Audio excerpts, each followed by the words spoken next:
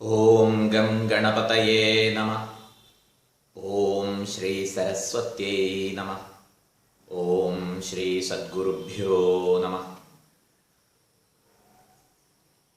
ഏവർക്കും സുപ്രഭാതം.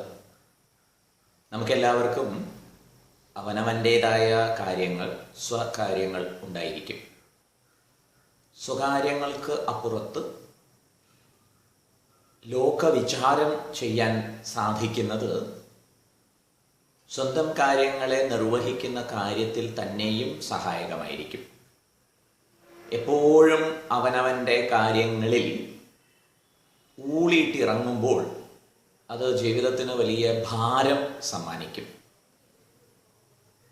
കണ്ണു തുറന്ന് പുറത്തേക്ക് പ്രത്യേക ഉദ്ദേശങ്ങളില്ലാതെ നോക്കുകയാണെങ്കിൽ പ്രകൃതി ഒരുക്കി വെച്ചിട്ടുള്ള വിഭവ സമൃദ്ധിയെ, ആസ്വാദ്യകരമായ ഒട്ടേറെ കാര്യങ്ങളെ നമുക്ക് കാണാൻ കഴിയും. ആകാശവും ഉദിച്ചുയരുന്ന സൂര്യനും മേഘങ്ങൾ വിരചിക്കുന്ന കവിതയും കാറ്റിൻ്റെ മനോഹരമായ രാഗവും സുഖസ്പർശവും ഒഴുകുന്ന നദിയും, ഇങ്ങനെ ആലോചിക്കാൻ ഏറെ, ആസ്വദിക്കാൻ ഏറെ വിഭവങ്ങൾ പ്രകൃതി ഒരുക്കി വച്ചിരിക്കുന്നു. ഒരു തത്വചിന്തകനെ സംബന്ധിച്ചിടത്തോളം ഈ പ്രകൃതി ദൃശ്യങ്ങളിലൊക്കെ തത്വചിന്താപരമായ സന്ദേശവും കണ്ടെടുക്കാൻ സാധിക്കും. നമുക്ക് ആത്മബോധം അടുത്ത ശ്ലോകത്തിലേക്ക് പ്രവേശിക്കാം. ഉപാദാനേ അഖിലാധാരേ ജഗന്തി പരമേശ്വരേ സർഗസ്ഥിതിലയാൻ യാന്തി ബുദ്ബുദാനീവ വാരിണി. ഉപാദാനേ അഖിലാധാരേ പരമേശ്വരേ. ഉപാദാന കാരണമായ, അഖിലാധാരമായ പരമേശ്വരനിൽ ജഗന്തി ലോകങ്ങൾ സർഗസ്ഥിതി ലയാൻ യാന്തി ഉണ്ടാവുന്നു, നിലനിൽക്കുന്നു, വിലയിക്കുന്നു. ബുദ്ബുദാനീവ വാരിണി. ദൃഷ്ടാന്തം വാരിണി, ജലത്തിൽ.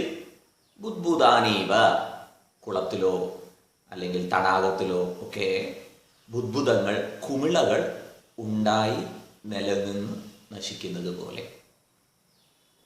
താത്വികമായി ആലോചിച്ചാൽ ഈ ലോകത്തിൻ്റെ പ്രകൃതം ഉണ്ടാവുക, നിലനിൽക്കുക, നശിക്കുക എന്നുള്ളതാണ്. ഈ ഉണ്ടായി നിലനിന്ന് നശിക്കുന്നതിനെ ചുറ്റിപ്പറ്റി സങ്കല്പങ്ങളും സ്വപ്നങ്ങളും പുലർത്തിയാൽ അത് നമ്മെ കൂടുതൽ സങ്കടങ്ങളിലേക്ക് നയിച്ചേക്കാം. പകരം ഈ ഉണ്ടായി നിലനിന്ന് നശിക്കുക എന്നുള്ള പ്രക്രിയ പ്രപഞ്ചത്തിൻ്റെ പ്രകൃതമാണ് എന്ന് അറിഞ്ഞ് അംഗീകരിച്ച് അനുവദിക്കാൻ സാധിച്ചാൽ ഓർമ്മിക്കാൻ ആധാരമായ തത്വമുണ്ട്. ആ തത്വത്തെ ഇവിടെ ഭഗവത്പാദർ വിശേഷിപ്പിച്ചിരിക്കുന്നത് ഉപാദാനം എന്നാണ്, അഖിലാധാരം എന്നാണ്, പരമേശ്വരൻ എന്നാണ്. ഉപാദാനം എന്ന വാക്കിനർത്ഥം മെറ്റീരിയൽ കോസ്. ഈ പ്രപഞ്ച സൃഷ്ടിക്ക് കാരണമായ മെറ്റീരിയൽ കോസ് ആധാരമായി പരിശോധിക്കുന്ന തത്വമാണ്. എങ്ങനെയാണ് സൃഷ്ടി ഉണ്ടാവുന്നത് എന്നുള്ള കാര്യങ്ങളൊക്കെ പിന്നീട് ഭഗവത്പാദർ നമുക്ക് പറഞ്ഞു തരും. ഇവിടെ നമുക്ക് ആലോചിക്കാനുള്ളത് പരമേശ്വരൻ എന്ന പരമ ആധാരത്തിൽ പരമേശ്വരേ ഉപാദാനെ മെറ്റീരിയൽ കോസ്, അനുസ്യൂതമായ കാര്യത്തിൽ വർത്തിക്കുന്ന കാരണം, അത് സബ്സ്ട്രാറ്റവുമാണ്, അഖിലാധാരവുമാണ്. അവിടെ സർഗസ്ഥിതി ലയാൻ യാന്തി. ഉണ്ടാവുന്നു, സർഗം സ്ഥിതി ചെയ്യുന്നു, ലയാൻ യാന്തി വിലയിച്ചു പോവുകയും ചെയ്യുന്നു. ബുദ്ബുദാനീവ വാരിണി. കുളത്തിൻ കരയിൽ പോയിരിക്കുന്ന സമയത്ത്, നദിക്കരയിൽ പോയിരിക്കുന്ന സമയത്ത് അവിടെ ഇങ്ങനെ കുമിളകൾ ഉണ്ടായി ഇല്ലാതാവുന്നത് നമുക്ക് ശ്രദ്ധിക്കാം. പണ്ടൊക്കെ ആണെങ്കിൽ അടുക്കളയിൽ പോയി നോക്കിയാൽ മതി. അരി വേവുന്ന സമയത്ത് അതിൽ നോക്കിക്കഴിഞ്ഞാൽ ഈ കുമിളകൾ ഉണ്ടാവണോ ഇല്ലാതാവുന്നതും നല്ല കാഴ്ചയാണ്. അരി ഇട്ട ഉടനെയാണെങ്കിൽ ഓരോ അരിയും പൊന്തി വരുന്നു, താഴേക്ക് പോകുന്നു.